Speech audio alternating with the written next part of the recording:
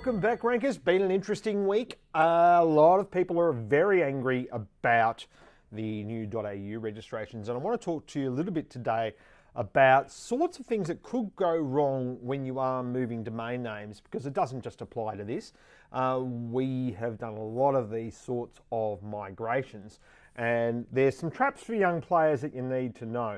But in case you don't know what I'm talking about as far as the direct AU stuff goes, just head along to smartcompany.com.au and just do a search for AUDA and you'll find everything about it. There's about 176 comments there so far, and there's more coming out on it this week. So a lot of people very angry. I've put in a lot of questions to Outer, but have not received any response. Thank you to the people who emailed them last week and asked for the recordings to be released. They're not going to release them, even though they were a public forum. Anyway, so I wanted to talk to you a little bit about, there'll be more coming, don't worry. A lot of people are interested in this story. I want to talk to you a little bit about moving domains. So one of the questions that was asked by a panel member at the public forum was he didn't understand how a business could be hurt by this change. So one of the ways that this could happen, and I wasn't allowed to answer that question.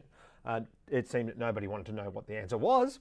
One of the ways that a business can be damaged by a different domain name extension is simply if they choose to rebrand under it. Now, as I've said before, if there's a good business case for moving to direct AU registrations, let's hear it. I'm open, but we haven't heard that business case. Now, let's just say you do hear the business case, and let's just say you decide to use this domain extension.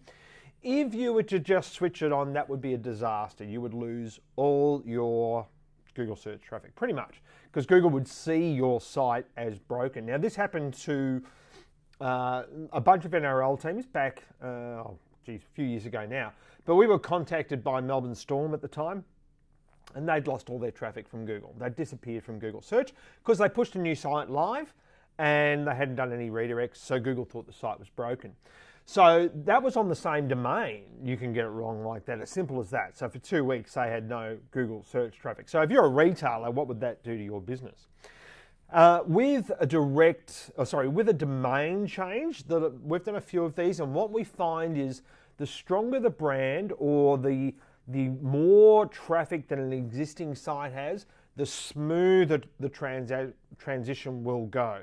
If you're a smaller brand though, or if you're still building your brand, or if you're a smaller business or even an SME, you might find the transition very, very difficult, because we did it last year, ironically, because I was moving from .biz, which I had a .biz domain name for 20 years, moving to .com.au because it has a better brand, and now it looks like they're going to mess with that.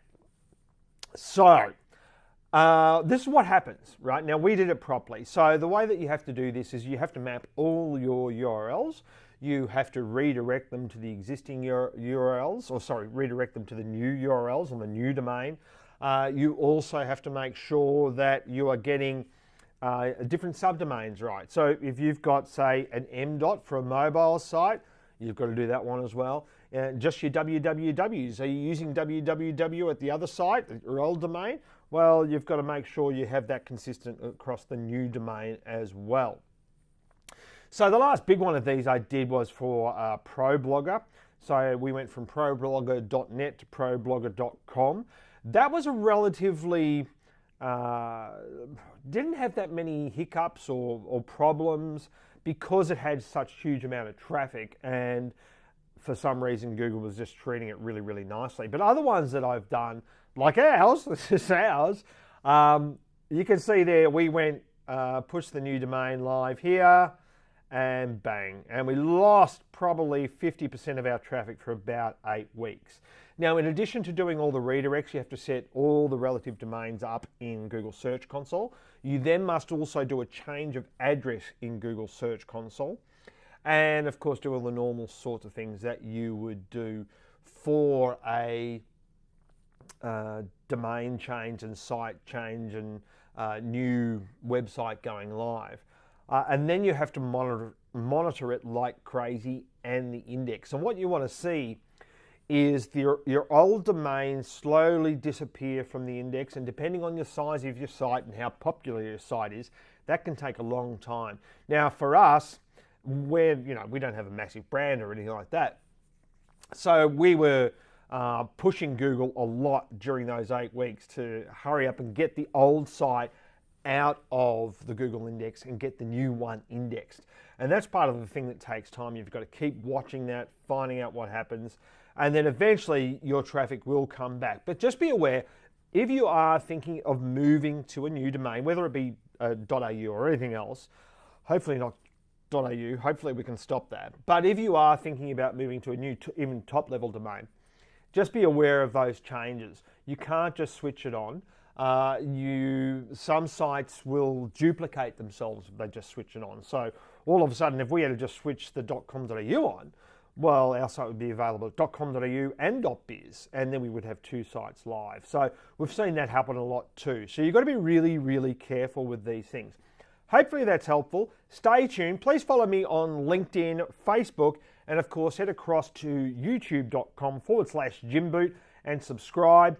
We're upping the ante on the .au registration, so there'll be more content coming out during the week, not just our Monday show. Thank you very much, everyone, and we'll see you soon.